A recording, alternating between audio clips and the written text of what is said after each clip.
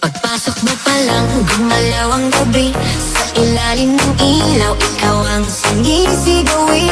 Bang mo'y diretsyo, walang alinlangan. Sa bawat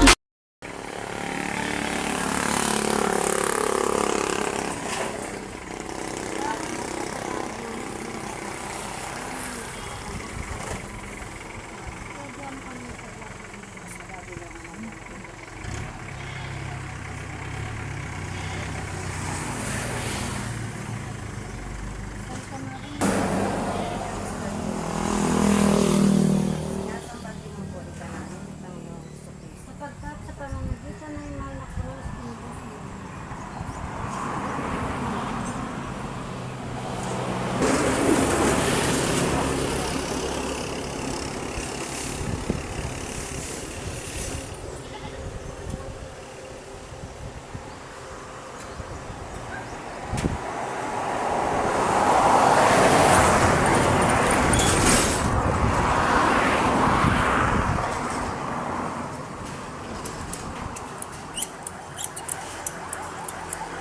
Ang panalangin ng Panginoong Jesucristo sa Etchimani. Sinasamba at pinupuri ka namin ng Panginoong Jesucristo. Sapagkat sa pamamagitan ng iyong mahal na krus ng Diyos ng mundo, pagbasa sa Ebanghelyo ayon kay San Mateo, at isinama sila na Jesus sa isang lugar na tinatawag na Bethlehem. Sinabi niya sa kanilang mga dito muna kayo na ang pagkakot. Ngunit isinama sa Bethlehem at nagsimulang magbaga-bagat ng Diyos ang kanilang niya. Puso ko'y tigid ng hapis na pamatay ka. Maghintay kayo at makipagkiyat sa akin. Pagkalayo ng kaunti, nagkatira pa at nanalangin. Kung ako umaroon din sa akin, yun man wag akalo ko pagkakawin ng Panginoon. Nagbalik siya at inatnan niya natutulog sa bahay. Sinabi niya kay Pedro, talaga bang hindi kayo makapagpuyat na kasama ko? Kahit isang oras lamang, magpuyat kayo at manalangin at mamagay na kayo. Hindi siya ang pinakahalaman.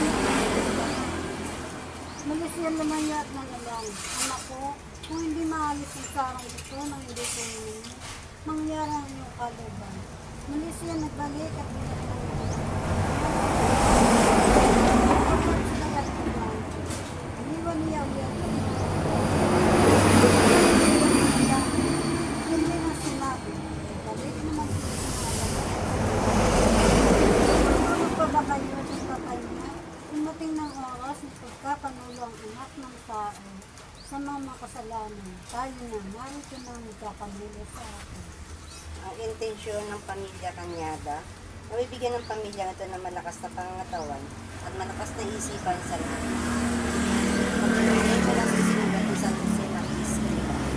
Sa pinagay ko ng bawal, ay yung pagmamahal. Doon niya matatagpuan si Kristo sa araw-araw. Sa gitna ng mga pinakamaterial na bagay sa mundo, doon tayo magpapakabanal. Maglingkod sa Diyos at sa lahat ng tao. Maring sa abot na noon nagtatagpuan na.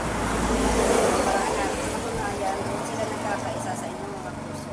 Pag pinababandal ninyo ang inyong pang-araw-araw na buhay.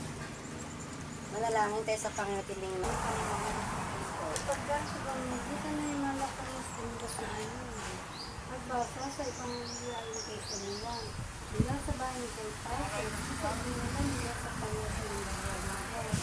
Nagdala niya, hindi pumasok ang mga sa palas ng Barnabas. Napondo silang sila'y huwag na ito ang hindi karapat-dapat. Sumahin mo po ng pangkasiwa. At sa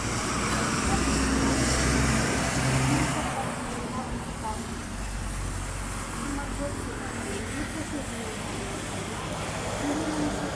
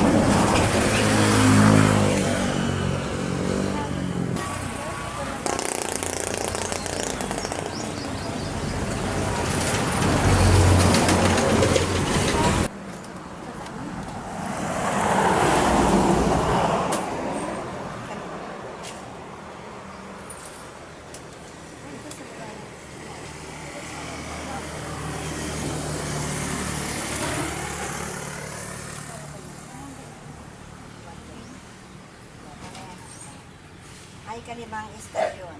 Sinasamba at pinupuri ka namin ng Panginoong Jesucristo. Sapagkat sa pamamagitan ng mga Kristo,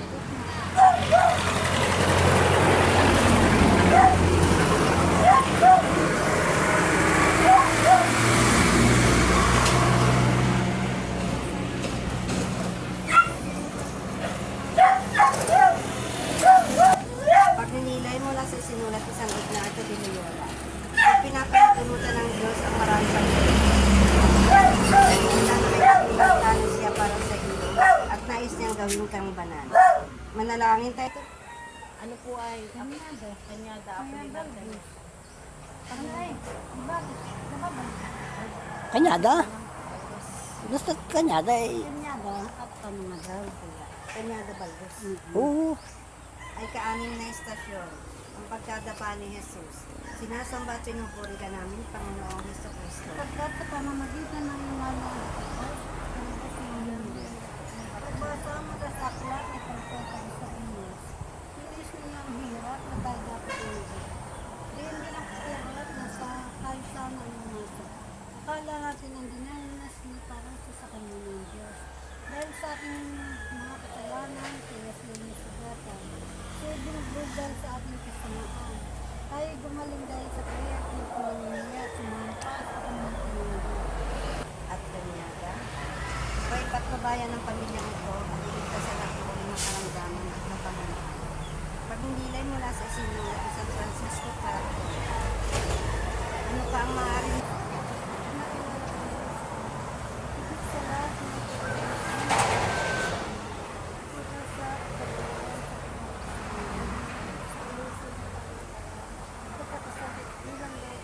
Higit sa lahat ng maraming sumasalamat sa sandaling ngayon.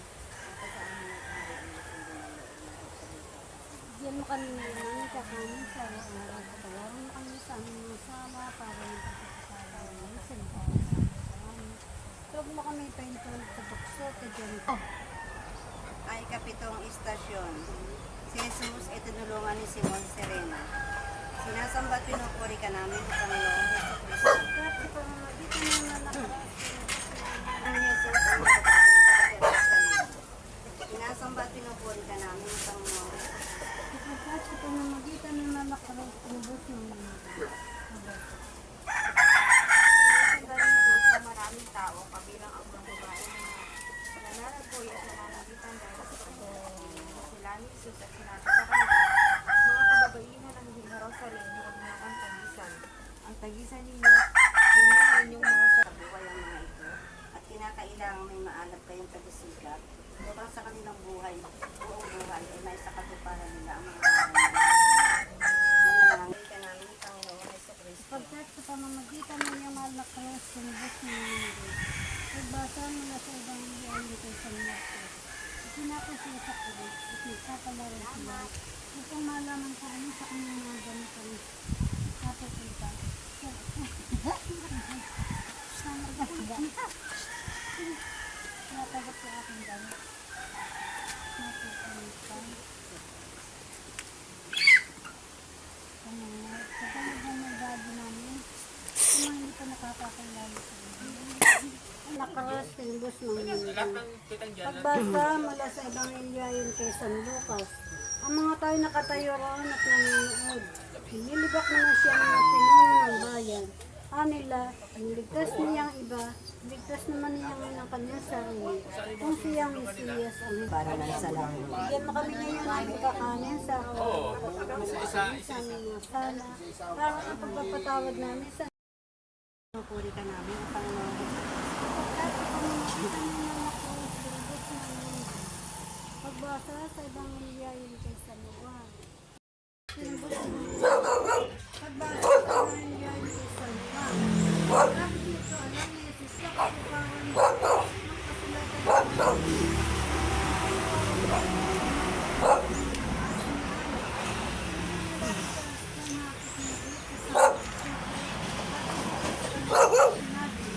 ganap na.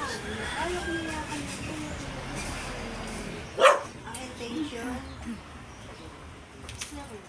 intensyon ng pamilya Aceron na may pagpalain ng pamilyang ito upang matamo ang kamigtasan sa lahat ng oras. Pagmamigay mula sa isinulat ng San Francisco de Assisi. Nararapat na siya tayo sa mga panggalingan natin ng mga pagtulog sa aming kaapong kaluluwa at katawan at iba pang tiisin sa mundo